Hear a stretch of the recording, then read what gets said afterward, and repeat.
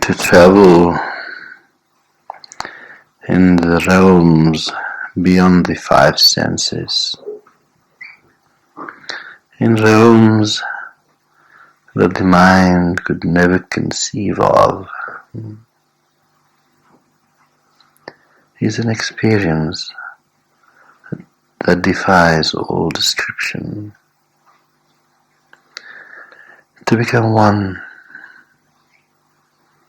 with that very source that you come from, to become one again.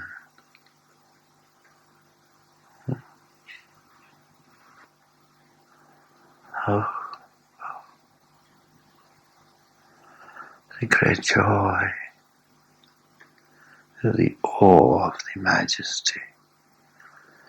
You go hurtling through realms, through spaceless space, through timeless time,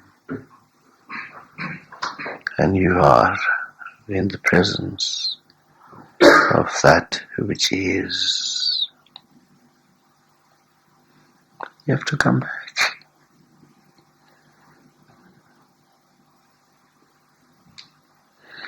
I ask my God so many times when I go into samadhi, why do you ask me to go back?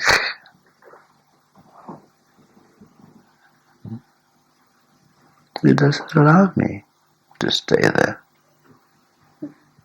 So go. You got work to do.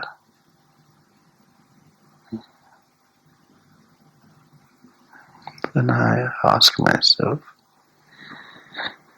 give me the work to do.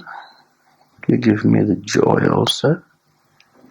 But why do you give me so much suffering also in that?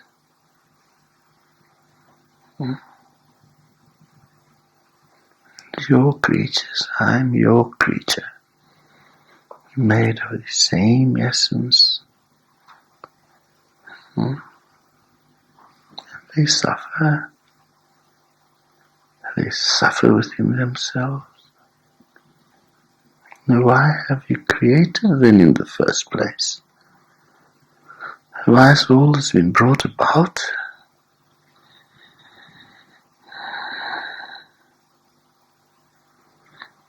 And this inner energy gives the answer. You don't suffer. No one suffers. For all joy has its pain. And when you make people realize that suffering and pain is also a joy,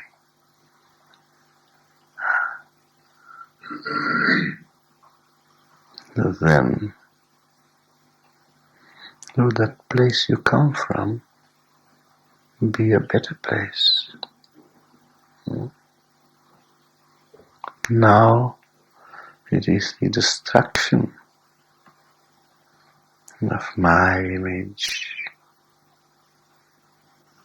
It is the destruction of my image. You don't tell them, destroy yourselves. For from that destruction, nothing is lost. It will reconstruct itself again. Then I ask myself, is this an eternal process?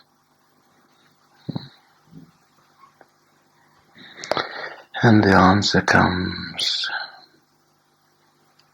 this eternal process is but eternity. For without destruction there is no creation. And in that space in between is the preservation.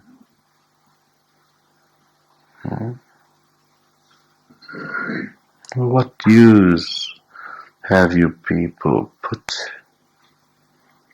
this period of preservation to? But can't we be preserved without the sufferings?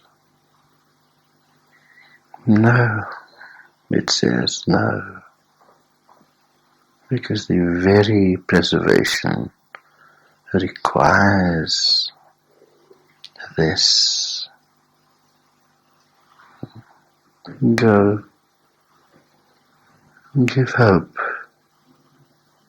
give understanding that all this is the elements of life. It is the element of life. Without that, there could be no preservation. For in preservation, creation and dissolution is contained.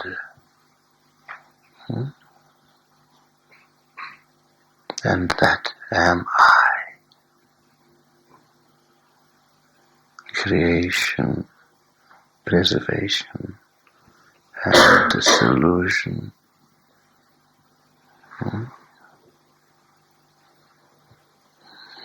Then I go beyond that.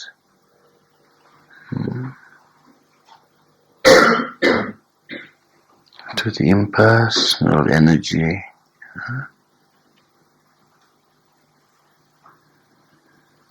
Who denies all this? Who denies creation, preservation, and dissolution?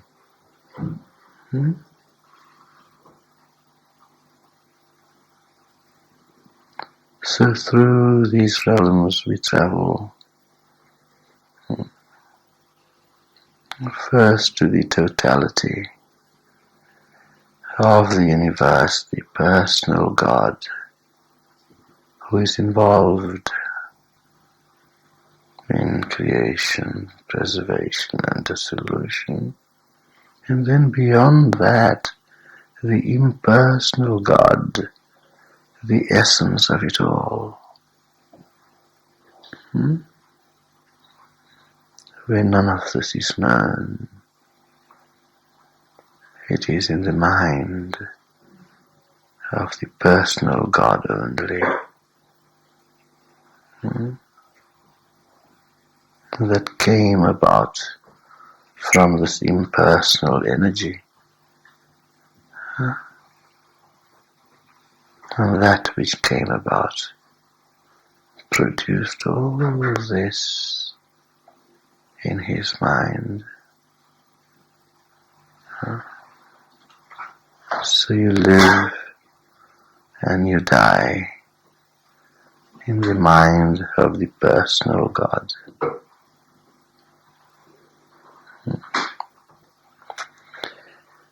In this journey, which I cannot describe to you, you go through layers and layers and layers of the personal God's mind. The beauty is blinding. You're awestruck. You can hardly keep your eyes open.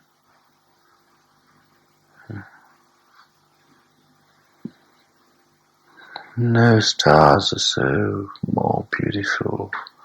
No flowers, no trees. And all that brightness.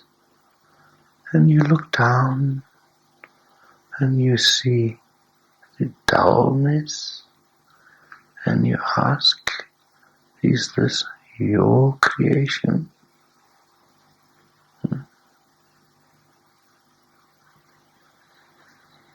Yes. Yes. And then when reaching the realm of the impersonal, the pure energy that knows of no opposites, there nothing is left,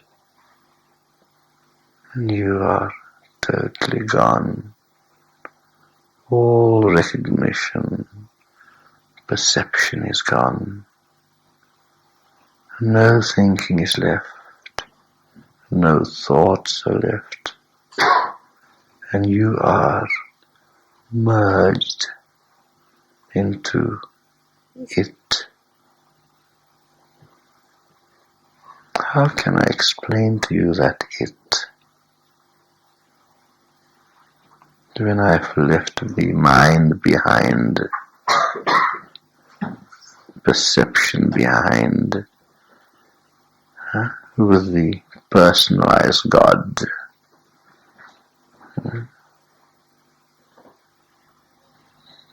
I wish I could take you all with me on this journey.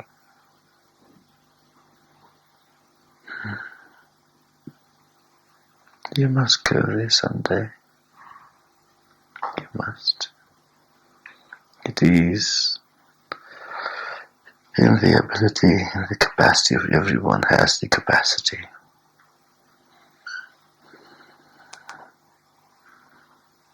But then you know the meaning of life.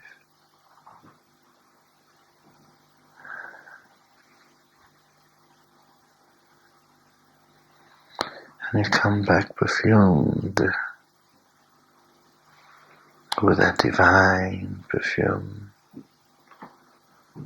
And everything here too seems perfumed.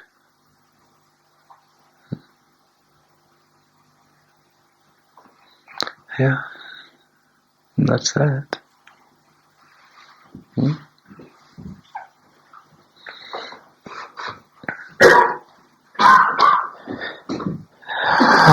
Let's get back down to earth.